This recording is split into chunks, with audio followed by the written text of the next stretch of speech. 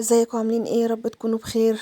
تعالوا بقى نعمل مع بعض حاجة حلوة النهاردة، سهلة وبسيطة ومش مكلفة ومش بدقيق سبونج، بدقيق عادي. ما تكلفتش علينا كتير، ما تكلفتش علينا خالص اصلا، تعتبر حاجات بسيطة جدا اللي هنستخدمها. بصوا معايا كوباية دقيق متعدد الاستخدامات، الدقيق اللي بتجيبيه من عند العطار السايب عادي، مش شرط ماركة معينة يعني. عندي هنا كوباية دقيق، وعندي كمان معلقتين من النشا، رشة ملح، رشة بسيطة من الملح، ومعايا كمان نص كوباية سكر، سكر أبيض عادي اللي هو السكر الحبيبات. وعندي كمان معلقة من المحسن الجل، ده ما ينفعش نستغنى عنه طالما هنشتغل بالدقيق العادي.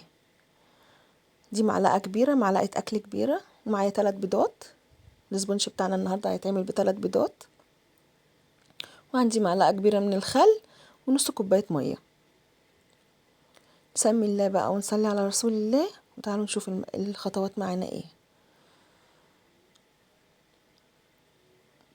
دي نص كوباية المية. نسمي الله بقى كده ونبتدي نشتغل. اهو في طبق كده حطيت البيض والفانيليا، هنزل عليهم بمعلقة الخل، معلقة كبيرة من الخل. الخل ده طبعا عشان يشيل زفارة البيض وبيفتح معايا الكيك. واحط كمان معلقة المحسن زي ما انتوا شايفين كده، دي معلقة كبيرة، معلقة محسن كبيرة يعني بما يعادل 75 جرام. وعندي كمان هنا نص كوباية مية. احط معلقة بيكنج باودر صغيرة، معلقة شاي، معلقة صغيرة ممكن تستغني عنها، بس بتساعد كمان انها ترفع الكيك بتاعنا وتخليه هش. زي ما انتم شايفين كده هنضرب بقى البيض كده الاول مع المحسن والخل والبودر. بصوا بقى التفاعل اللي حصل ما بين الخل والبودر. هحط بقى كمان نص كوباية السكر زي ما اتفقنا، نص كوباية سكر، كوباية دقيق، معلقتين نشا، رشة ملح، 3 بيضات، معلقة فانيليا، معلقة محسن، ومعلقة خل. دي كل المكونات بتاعتنا، ده سبونج الفانيليا. انا طبعا هعمل كمان مقدار بالشوكولاتة، بس طبعا عشان انا عندي في جزء بيحب شوكولاتة وفي جزء بيحب فانيليا.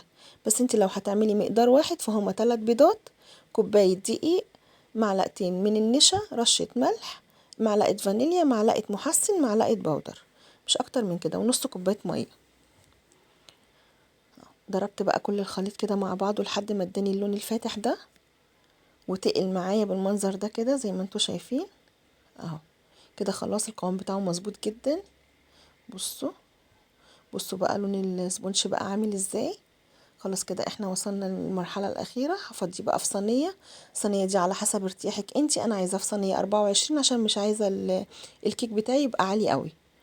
انتي لو عايزاها تبقى تورتايه واحدة مثلا فانيليا او شوكولاتة، فانتي تصغري الصينية شوية، يعني ممكن تعمليها في 22 او ممكن تعمليها في 20 على حسب الارتفاع اللي انت عايزاه. انا عشان هعمل مقدارين هدمجهم مع بعض ويبقوا تورتايه واحده، فمش عايزاها تبقى مرتفعه قوي، لان هي هتبقى اصلا 4 طبقات فهيبقى ارتفاعها مناسب. نفس اللي عملته في الفانيليا عملته في الشوكولاته، بس شلت من كوبايه الدقيق معلقتين وحطيت معلقتين كاكاو خام. اهو هدخلهم بقى الفرن على درجه حراره 180 على رف اوسط. هياخدوا معايا تقريبا حوالي من تلت ساعه لنص ساعه على حسب الفرن عندك. طبعا بتختبريها بقى بخله كده، لو طلعت معاكي نضيفه يبقى كده خلاص الكيك بقى زي الفل. بصوا بقى بشيل كده ورقه الزبده، بتطلع معايا بكل سهوله. دي كده خلاص مش عايزينها، مش محتاجينها في حاجه يعني. بصوا هو ارتفاع الكيك يبان لك ان هو ارتفاعها بسيط، لا بس بالعكس هتشوفيها بقى، انت اظن شفتيها في اول الفيديو، هتشوفي في اخر الفيديو التورتيه عامله ازاي. هتيجي معاكي 4 طبقات، يعني حاجه مية مية اللهم بارك. خلاص كده انا مش هشتغل فيها دلوقتي خالص، هسيبها تهدى براحتها وتبرد. سوء ارتفاع الكيك حلو بالنسبة لي لان هتبقى كل واحدة فيهم 4 طبقات، فانا مش عايزاها تبقى عالية قوي، يبقى شكلها اوفر بصراحة. يعني لو كانت عالية قوي هيبقى شكلها اوفر، لكن كده هيبقى شكلها في المعقول. ده برضو سبونش الشوكولاتة، انا قلبته كده على وشه في الصينية، فهتلاقوا بصوا دي الطبقة اللي هي بتلزق دي، اللي هي بتبقى وش الكيك من فوق، كل ده بيتشال، ملوش اي لازمة. يعني الطبقة اللي بتلزق دي كلها هتتشال لان هي دي اللي بيبقى فيها زفارة البيض. حطوا بقى لايك للفيديو، ما تنسوش اشتراك في القناة وفعلوا الجرس. هسيبهم بقى كده، هغطيهم بفوطة وهسيبهم كده لحد لما يعني براحتهم بقى. يعني انا عملتهم بالليل، هشتغل فيهم تاني يوم الصبح. انت مثلا عملتيها الصبح وعايزه تشتغلي فيها بالليل، فدي حاجه ترجع لك. المهم ان انت تسيبيها يعني مش اقل من 3 4 ساعات. انا كده خلاص كنت تاني يوم الصبح بقى هنا بشيل الطبقه دي. انا الصراحه كان المفروض اشيلها وهي سخنه، بس معرفش ايه اللي حصل، يعني سهيت. بس بتتشال معايا برضو بكل سهوله زي ما انتوا شايفين كده، بقشرها بايدي اهو. هقسم بقى كل صينيه هقسمها. بصوا هقسم المقدار على كده، هقسمها 2. يعني هقسم التورتايه 2، كل جزء هقسمه 2. يبقى كده معايا 4 طبقات من الفانيليا و4 طبقات من الشوكولاته. ارتفاع الكيك كويس جدا، هو ممكن يكون مش واضح في الفيديو بس ارتفاعها كويس جدا. لما هتبقى على 4 طبقات هتبقى كويسة. بصوا انا بقسمها بصراحة، انا ما عنديش المنشار ده، فبقسمها بالفتلة يعني بالخيط كده. بتني كده خيط على ايديا وبقسمه، بيبقى بيطلع لي التقطيع متساوي. ممكن تقسميها بالسكينة اللي هي المنشار دي، بس انا بصراحة الاسهل لي ان انا اقسمها بالخيط. انا بحط الخيط بقى في الطرف كده من فوق وبسحبه على بره على طول، فبيجيني الطبقات متساوية، يعني ولا حتة طالعة ولا حتة نازلة. جبت بقى كده، دي قاعدة تورتاية عندي قديمة، انا بس مغلفاها كده بورق ورق ايه، قولوا معايا ورق ايه، ما علينا، والله نسيت ورق ايه. بصوا ده شوية سوداني وشوية لوز، انا كده جرشتهم. ومعايا طبعا فراولة متقطعة، وعندي هنا كريم شانتيه انا كنت ضرباه من قبل كده وحطاه في التلاجة. مش عايزة اطول عليكم بقى واعمل الكريم شانتيه، بس انا هنزل لكم كل حاجة بالتفصيل في فيديوهات تانية. يعني كل اللي انا اشتغلت بيه والصوصات اللي انا اشتغلت بيها هنزل لكم بيها فيديوهات. حتى الكريم شانتيه هنزل لكم بيه فيديو. حطيت بس كده معلقة صغيرة عشان اثبت الكيك عندي. معايا هنا معلقة شربات تقيل مخففاها بشوية مية، هسقي بيها بس كده الكيك بتاعنا. حطيت نص ابيض ونص شوكولاتة، كل نص قصاد التاني، لاني هتبقى نص ونص. طبعا زي ما قلت لك، لو انت عايزاها فانيليا بس فهم 3 بيضات وكوبايه دقيق. لو انت عايزاها شوكولاته بس فهم برضو 3 بيضات وكوبايه الدقيق. هبتدي بقى كده احط الكريم شانتيه في الجزء اللي هنا اللي هو الفانيليا، وزيه في الجزء الشوكولاته.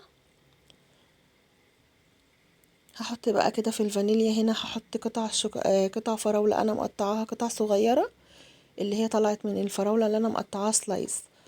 واحط بقى شويه من السوداني على اللوز المبشور ده ما بين كل طبقة والتانية. يعني فوق طبقة الكريم شانتيه هنا هحط فراولة، وهنا هحط مكسرات. دي كده كانت تاني طبقة. دي كانت تاني طبقة من التورتاية. بصوا ما شاء الله ارتفاعها برضو جميل جدا في تاني طبقة. فهتشوفوها بقى ايه لما تبقى 4 طبقات فوق بعض. عملت نفس الخطوات اللي انا عملتها في الاولانية في الطبقة الاولانية، وهكمل بنفس الطريقة. هحط هنا فراولة وهحط هنا شوية مكسرات لحد ما اوصل للاخر. دي بقى كانت القاعدة بتاعت الكيكة.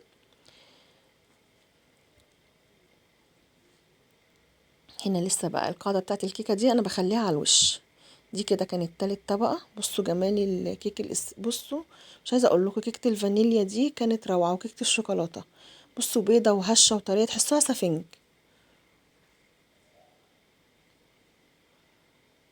من غير دقيق اسبونش ومن غير تعقيد. انا كنت عملت على فكرة على القناة، عملت تورتاية من غير حتى مضرب، عملتها بمضرب يدوي. خلاص كده انا خلصت. فاضل بقى اخر طبقة.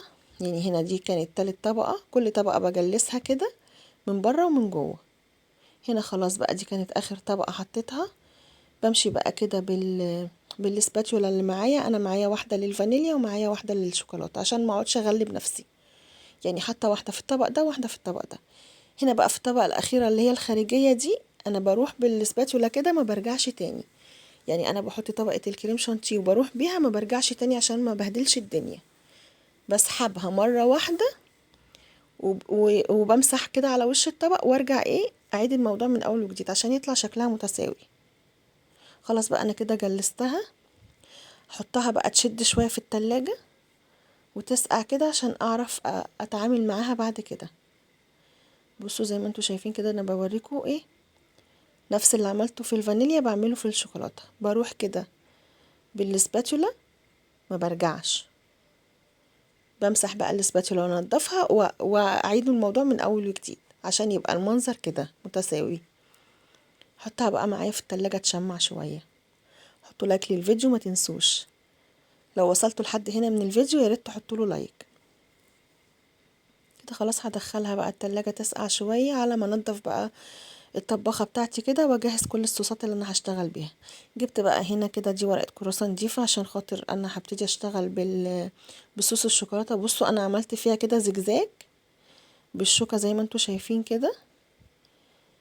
عملت لها الاول زجزاج بالطول وبعد كده عملت زجزاج طالع كده يعني على فوق رايح جاي، ادت بقى الشكل الحلو ده. نفس اللي عملته هنا عملته هنا بنفس الطريقة. هبتدي بقى كده هنا، حطيت هنا بس معايا كده ورقة كراسة عشان ما بهدلش الرخام عندي. ده صوص شوكولاتة من غير شوكولاتة ومن غير زيت.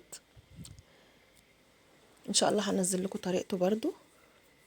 هصب بقى صوص الشوكولاتة كده. الاول حطيت بقية الكريم شانتيه اللي بقى معايا، حطيته كده في كيس حلواني وحطيت له البلبلة اللي هي الصغيرة دي، وابتدي بس ان انا ايه افصل ما بينهم عشان يعني صوص الشوكولاتة ما يروحش عند الفانيليا ويبوظ لي الدنيا. ففصلت كده، عملت سور كده ما بين الشوكولاتة وما بين الفانيليا، وحطيت اللي هو الكريسبي ده كده فوق اللي هو الكريم شانتيه اللي بالشوكولاتة عشان بس يكسر اللون. هنزل بقى هنا كده صوص الشوكولاتة حطيته في كيس حلواني، هسيبه بقى كده ينزل. انا عايزة الشكل اللي هو الزجزاج ده. بصوا هسيبه بقى كده ينزل بالراحة كده زي ما انتوا شايفين اهو. نفس اللي انا عملته هنا عملته هنا. طبعا بقى خدت شوية اللي هو السوداني المجروش مع اللوز، خدته كده على حرف التورتاية من تحت عشان يدي برضو شكل جمالي. وحطيت برضو الكريسبي واحدة بني وواحدة بيضة عشان خاطر يعني اكسر اللون شوية. هنا كمان عملت خط كده بالكريم شانتيه الابيض عشان انا هقسم الجزء الابيض ده نصين، هيبقى نص فاكهة ونص كراميل. هنا كمان حطيت بسكوت اوريو في اللي هو الشوكولاتة. خلاص مش محتاجة ان انا احط حاجة اكتر من كده، وقسمت كده نصين. دول بقى الفراولة اللي انا كنت مقطعاها حطيتها كده في شوية جيلي تقيل عشان خاطر يفضل لونها مزهزه كده وما تتبلش مني. هبتدي بقى ارصها. ممكن تحطي اي فاكهة عندك على فكرة، مش شرط فراولة، اي فاكهة متاحة عندك ممكن تعمليها من غير فاكهة خالص. يعني ممكن بقى تختاري اكتر الصوصات اللي انتي بتحبيها وتعملي بيها التورتايه زي ما انتوا شايفين كده. هنا بقى احط صوص الكراميل. ده صوص كراميل برضو انا اللي عاملاه مش جاهز، برضو ما كلفنيش اي حاجه. التورتايه دي بصراحه ربنا يعني ما كلفتش عليا 50 جنيه، برغم غلاء الاسعار والكلام ده كله، بس والله ما اتكلفت عليا 50 جنيه. لان الدقيق عندي والبيض عندي، انا ما جبتش دقيق مخصص دقيق سبونش ولا طلعت جبت اي حاجه معقده يعني. اهو زي ما انتوا كان نفسي بقى اقطعها لكم واوريكم الطبقات شكلها عامل ازاي، بس صراحه ربنا هي كانت طالعه هديه فما كانش ينفع ان انا اقطعها. لايك وشير واشتراك في القناه وفعلوا الجرس.